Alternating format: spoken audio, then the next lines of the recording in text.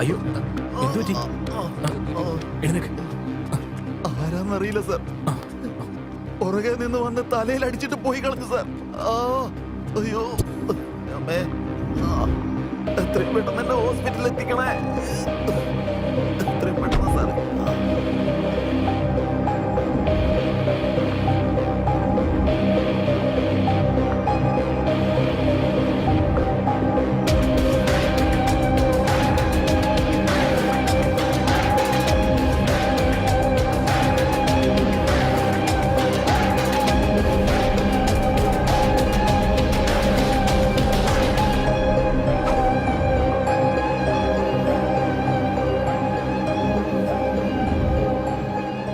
Cycle ഓടിക്കാൻ പറ്റുമോ ഏട്ടന്? പറ്റും സാർ, കുഴപ്പമില്ല. ശരി, നോക്കിപ്പോ.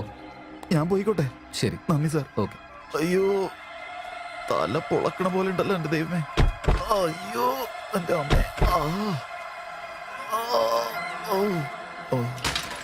അമ്മേ.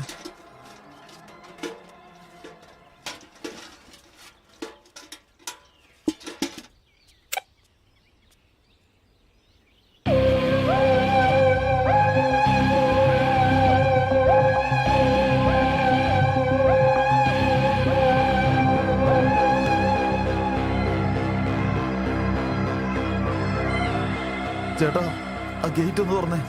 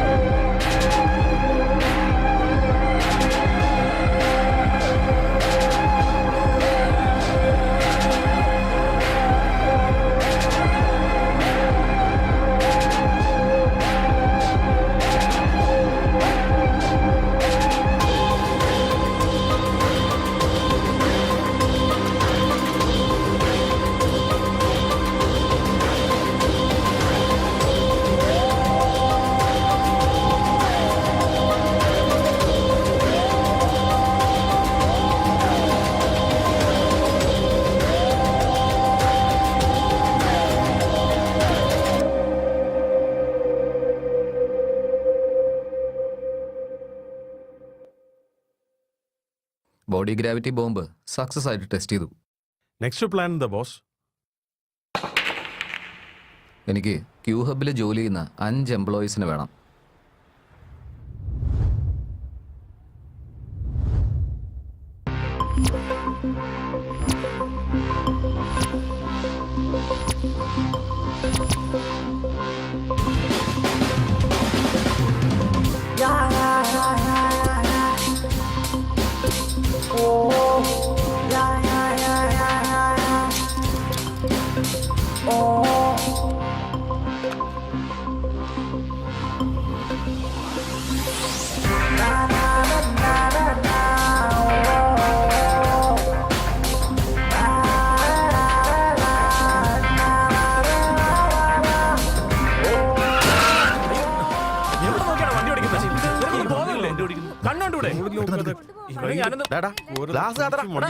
പുറത്തോട്ട് പോടാ. എന്താടാ ആളെ ഇടിച്ച് തെറിപ്പിച്ചിട്ട് കാറിരുന്ന് വെറുതെ സൂയിക്കണോ? നിനക്ക് എന്താ മനുഷ്യത്വമൊന്നുമില്ലേ? നിനക്ക് കണ്ണു കണ്ടൂടെ? അയാൾക്ക് എന്തെങ്കിലും പറ്റിയിരുന്നെങ്കിലോ? ഇറങ്ങടാ, പുറത്തേക്ക് ഇറങ്ങടാ, ഇറങ്ങാൻ. ഒന്ന് നിർത്തണോ? താൻ ഒച്ചയുണ്ടാക്കി അയക്കുമല്ലോ കിട്ടുമോ? ബ്രേക്ക് പിടിച്ചോണ്ട് അയാൾ രക്ഷപ്പെട്ടത്. കൂടുതൽ ഒച്ചയുണ്ടാക്കിയുണ്ടല്ലോ തന്റെ മിത്രോ കാറിയാൻ കയറ്റി കളയും. മാറിക്കടാ. ഏയ് വണ്ടി എന്താടോ? നിക്ക് നിക്ക്. അവന്റെ ഫോണടി.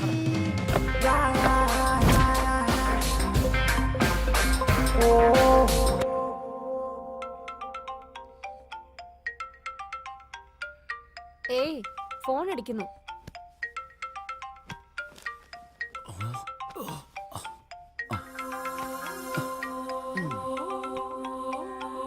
ഒമ്പതരയായോ? ഹലോ ഡാ, അത് പറയാൻ കുറച്ച് കഷ്ടമാടാ. ഞാൻ നിനക്ക് ലൊക്കേഷൻ അങ്ങോട്ട് അയച്ചു തരാടാ. നീ വന്നേക്ക്. അപ്പൊ ശരി, ഓക്കെ, ബൈ.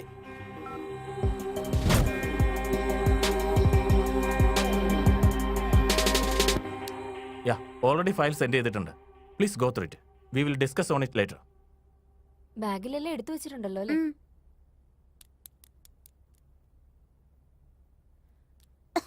വെള്ളം കുടിക്കുമോനെ?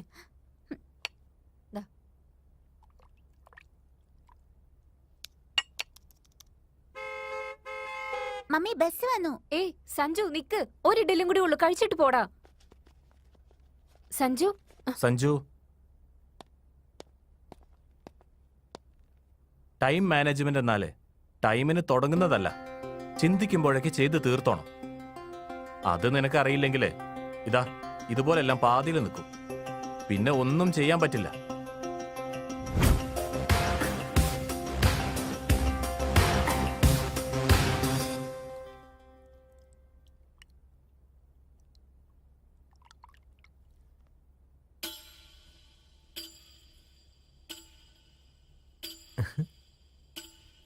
ആ, അങ്ങനെ തന്നെ ആയിക്കോട്ടെ. ആ, അച്ഛാ എനിക്ക് ഓക്കെ എന്ന് പറ.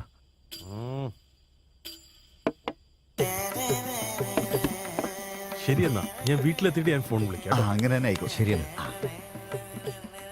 ഞാൻ ഓക്കെ പറയാൻ പറഞ്ഞില്ലേ അച്ഛാ? ഇപ്പോഴേ തന്നെ ഓക്കെ എന്ന് പറഞ്ഞാൽ അത് ശരിയാവത്തില്ല. വായ അടച്ചിട്ട് വാ, നടക്ക്. അതെ, അവള് ഞങ്ങളുടെ ഒറ്റ മോളാ. ഞങ്ങൾക്കുള്ളത് എല്ലാ സ്വത്തും അവൾക്ക് തന്നെ ഉള്ളതാണേ. വേറെ ആർക്കും കൊടുക്കാനൊന്നുമില്ല. കല്യാണം നമുക്ക് നല്ല ഗ്രാൻഡ് ആയിട്ട് അതിക്ക് എന്തിനാ നടത്താം. ഇപ്പോഴേ സംസാരിക്കുന്നത്? നമുക്ക് പതുക്കെ സംസാരിക്കാം. അയ്യോ, നമ്മുടെ മോന്റെ ഷർട്ടിലാകെ കറയായല്ലോ. പോയിട്ട് കഴുകി. കുഴപ്പമില്ല. ഓ ചെല്ലേ. ദേ അപ്പുറത്ത് പൈപ്പുണ്ട്, പോയിട്ട് കഴുകിട്ട് വാ. പോ ചെല്ലേ, പോയിക്കോ. പെണ്ണ് കാണാൻ വരുന്ന എല്ലാവരുടെയും മുമ്പിൽ തല കുലിച്ച് നിൽക്കണ്ടേ? നീ വന്ന് എന്റെ പാരന്റ്സിന്റെ അടുത്ത് പറയുന്നുണ്ടോ ഇല്ലയോ? ഇല്ലെങ്കിൽ നമുക്ക് എങ്ങോട്ടെങ്കിലും പോവാം. എന്താടാ, എല്ലാം കഴിഞ്ഞെന്ന് പറഞ്ഞ എല്ലാം അവസാനിപ്പിച്ചേക്കാന്നാണോ? പോലീസിന്റെ അടുത്ത് പറഞ്ഞ് ഇരുമ്പഴിക്കുള്ളിലാക്കും നിന്നെ ഞാൻ.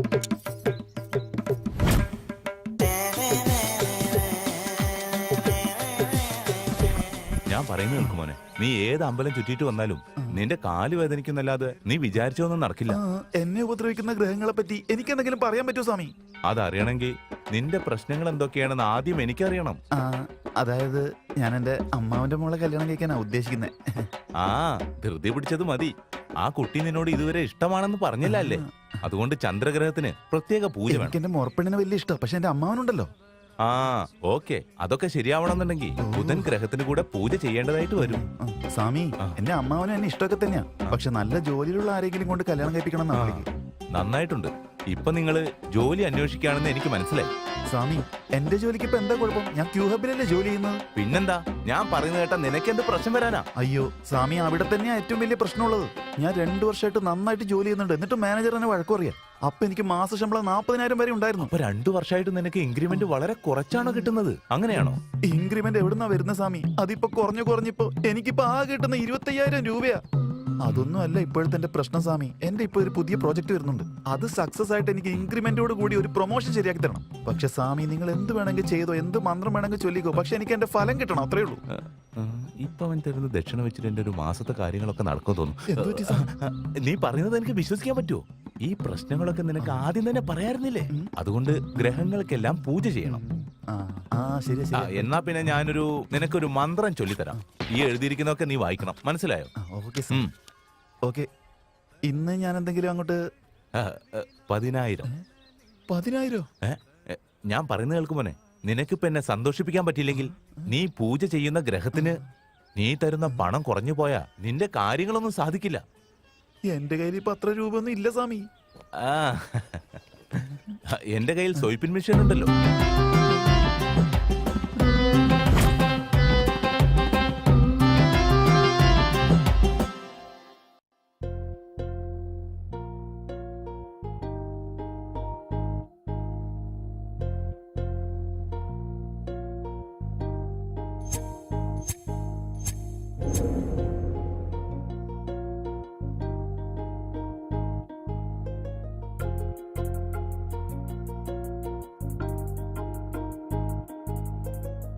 അഴകേ എൻ പെണ്ണേ സാഗരമോ മുന്നേ മനസ്സെന്നും നീയാണേ മനമെന്നും ചാരേ നിന്നിഴലായി എന്നും എൻ കനവിൽ നീയോ.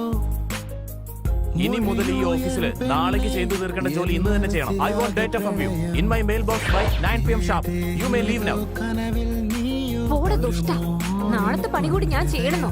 എന്തെങ്കിലും ഒരു ദിവസം നീ ചാവൂലോ. ഇന്ന് തന്നെ ചാവട്ടെ നീ. അതാ നല്ലത്.